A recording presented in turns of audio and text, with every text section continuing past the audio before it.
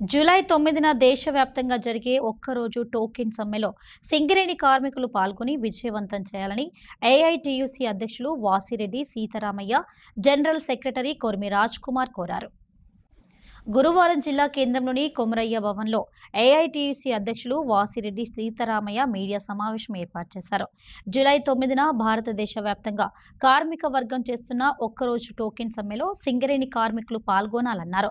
సింగరేణిలో రాజకీయ జోక్యం ఎక్కువైందని విమర్శించారు. కార్మికుల హక్కుల కోసం ఏఐటీయూసీ నిరంతరం పోరాడుతుందని వాసిరెడ్డి సీతారామయ్య తెలిపారు.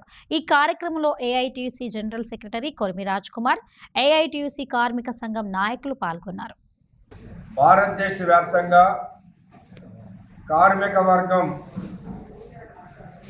చేస్తున్నటువంటి సమ్మెని సింగరేణిలో జయప్రదం చేయాల్సిందిగా ఏఐటీసీ విజ్ఞప్తి చేస్తూ ఉంది.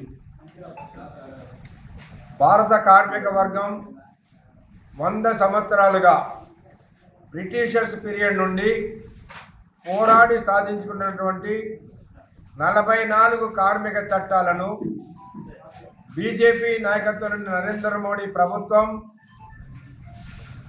పార్లమెంటులో 44 కార్మిక చట్టాలను రద్దు చేసి 4 కోడ్లు తీసుకొచ్చి భారత కార్మిక వర్గానికి ఎలాంటి హక్కులు లేకుండా చేస్తూ ఉంది. కాబట్టి ఈ 4 కోడ్లు రద్దు కావాలి, 44 కార్మిక చట్టాలు కొనసాగాలని భారతదేశ వ్యాప్తంగా జరుగుతున్న సమ్మెని సింగరేణిలో జయప్రదం చేయాల్సిందిగా మరొకసారి సింగరేణి కార్మికులకి ఏఐటీసీగా విజ్ఞప్తి చేస్తూ ఉన్నాం.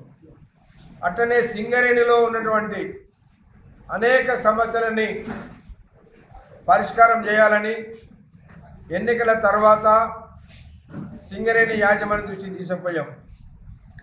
గతంలో టీబీజీ కేసు గుర్తింపు సంఘంగా ఉన్నప్పుడు దాదాపు 6-7 సంవత్సరాలు స్ట్రక్చర్డ్ మీటింగే జరగకుండా, ఏ ఒక్క అగ్రిమెంట్ కూడా జరగకుండా, గతంలో జరిగిన అగ్రిమెంట్లు కూడా రద్దు అయ్యి ఉన్నటువంటి సమయంలో సింగరేణి ఎన్నికలు జరిగి ఏఐటీసీ గెలిచిన తర్వాత స్ట్రక్చర్డ్ సమావేశాలు ఏర్పాటు చేయించాం.